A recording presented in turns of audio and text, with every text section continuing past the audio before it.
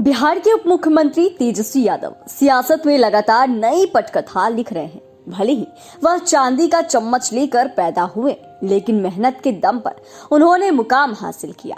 हर बीतते दिन के साथ तेजस्वी का राजनीतिक कद बढ़ता जा रहा है।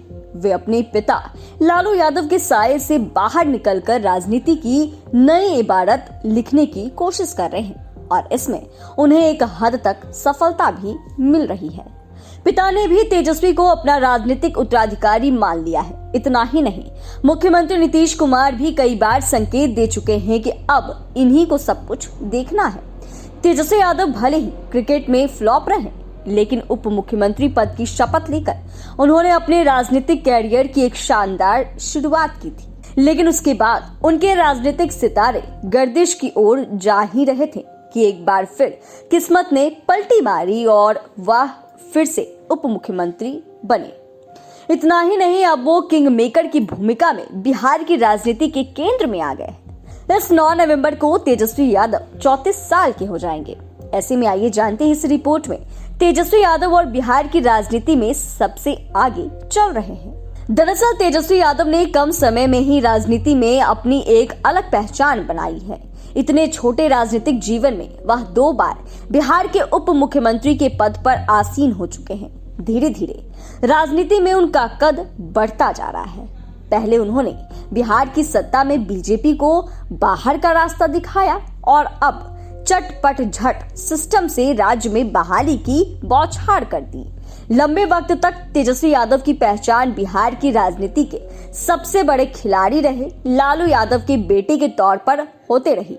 लेकिन पिछले कुछ सालों में तेजस्वी यादव इस छवि से निकलकर खुद की अलग पहचान बनाने में कामयाब रहे हैं।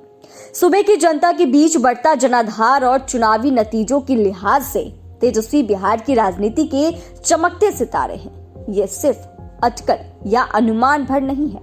तेजस्वी ने इसे 2020 के बिहार विधानसभा चुनाव में साबित भी किया है। ऐसे चुनाव में उन्होंने आरजेडी की चुनावी कमान संभाली और शानदार प्रदर्शन किया। राजद ने इस चुनाव में सबसे बड़े दल का तमगा हासिल किया, वह भी ऐसी परिस्थिति में जब party supremo Lalu Prasad Yadav jail में थे और उनके उत्तराधिकारी में स्पष्ट रूप से कौशल की कमी दिख रही थी। राजनीतिक जानकार बताते हैं कि तेजस्वी यादव में एक खास बात यह भी है कि बुरे वक्त में भी उन्होंने धैर्य नहीं खोया। यूपीए सरकार के पहले कार्यकाल में जब लालू यादव रेल मंत्री थे, उस वक्त जमीन के अवैध लेन देन से जुड़े धन शोधन के एक मामले में तेजस्वी का भी नाम सामने आया। इस मुद्दे पर विपक्षी दलों ने तत्कालीन मुख्यमंत्री नीतीश कुमार पर जोरदार हमला करना शुरू कर दिया। इसके बाद उन्होंने राजद से गठबंधन तोड़ लिया और एनडीए में वापस लौट गए। तेजस्वी इसके बावजूद नहीं रुके। चारा घोटाले से जुड़े कई मामलों में पिता लालू यादव जेल में थे। इन विपरीत परिस्थितियों में तेजस्वी ने राजद को मजबूत बनाए रखने में कोई कसर नहीं छोड़ी। 2019 में लोकसभा चुनाव में जब राजद का सुपड़ा साफ हो गया, तब तेजस्वी की नेतृत्व क्षमता पर सवाल उठने लगे थे। हालांकि जब विधानसभा चुनाव की घोषणा हुई, तब सबने तेजस्वी को एक नए रूप में देखा। उन्होंने इस चुनाव में ऐसा करिश्मा कर दिखाया कि युवा तेजस्वी की सराहना उनके सियासी विरोधी भी खुलकर ना सही मन ही मन जरूर कर रहे होंगे। वहीं 2020 विधानसभा चुनाव में तेजस्वी यादव ने दिखा दिया कि क्यों उन्हें बिहार की राजनीति का चमकता सितारा कहा जाता है। अक्टूबर-नवंबर 2020 में विधानसभा चुनाव हुआ। तेजस्वी को बीजेपी जदयू गठबंधन के तौर पर काफी मजबूत चुनौती से निपटना था। यही वजह थी कि वह उस वक्त के तमाम चुनाव पूरे सर्वे में बीजेपी जदयू गठबंधन को आसानी से जीतता हुआ बताया गया था। लेकिन तेजस्वी यादव ने इस चुनाव में अपनी राजनीतिक सूझबूझ से परिचय कराया और बीजेपी जदयू गठबंधन को बहुमत हासिल करने में नाको चले चबवा दिए। तेजस्वी ने कांग्रेस और लेफ्ट पार्टियों के साथ मिलकर चुनाव लड़ा। एनडीए गठबंधन 125 सीटें जीतकर किसी तरह से बहुमत का आंकड़ा पाने में कामयाब रहा। इन सब के बीच महागठबंधन को 110 सीटें हासिल हुई। इस चुनाव में भले ही वह मामूली अंतर से चूक गए, लेकिन तेजस्वी यादव ने साबित कर दिया कि आने वाले वक्त में आरजेडी फिर से बिहार की जनता के लिए विकल्प बनने को पूरी तरह से तैयार है। तेजस्वी ने आरजेडी को 75 सीटों पर जीत दिलाकर सबसे बड़ी पार्टी बनने में महत्वपूर्ण भूमिका निभाई। विधानसभा चुनाव के नजरिए से ये पहला मौका था जब तेजस्वी स्वतंत्र होकर हर फैसले कर रहे थे और नतीजों ने ये साबित भी कर दिया कि तेजस्वी ही बिहार की राजनीति के अभिमन्यु है। इस चुनाव में तेजस्वी बिहार के सियासी रण को भेदते भेदते रह गए, जबकि उनके खिलाफ नरेंद्र मोदी और नीतीश जैसे राजनीति के माहिर खिलाड़ी हुंकार भर रहे थे। हालांकि राजनीतिक जानकार बताते हैं कि साल 2020 में अभिमन्यु साबित हुए तेजस्वी अब अर्जुन बनने की राह पर हैं।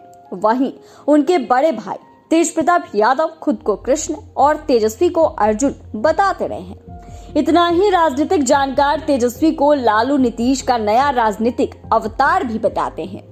लालू यादव भले ही मुस्लिम यादव ओबीसी आदि की बात करते रहे हैं, लेकिन Tejashwi Yadav A to Z की बात करते हैं। इस समीकरण में उन्हें सफलता भी मिल रही है, उन्हें लोग स्वीकार भी करने लगे हैं। वे मुस्लिम, बीसी, ओबीसी के साथ ही सवर्णों और वैश्यों को भी उसी सहजता और अपनापन से तरजीह दे रहे हैं। वे लगातार नारे भी दे रहे हैं कि आरजेडी अब A to Z की पार्टी है जो हर किसी का प्रतिनिधित्व करेगी। इसी के तहत उन्होंने आरजेडी के पोस्टरों से सबसे पहले परिवार के लोगों को हटाया ताकि वैसे लोग पार्टी से जुड़ सके जो अब तक उनके परिवार से परहेज कर रहे थे। 2020 के विधानसभा चुनाव के साथ ही अन्य चुनावों में भी A to Z वाली छवि की वजह से ही बिहार के लोगों ने तेजस्वी के नेतृत्व में भरोसा जताया।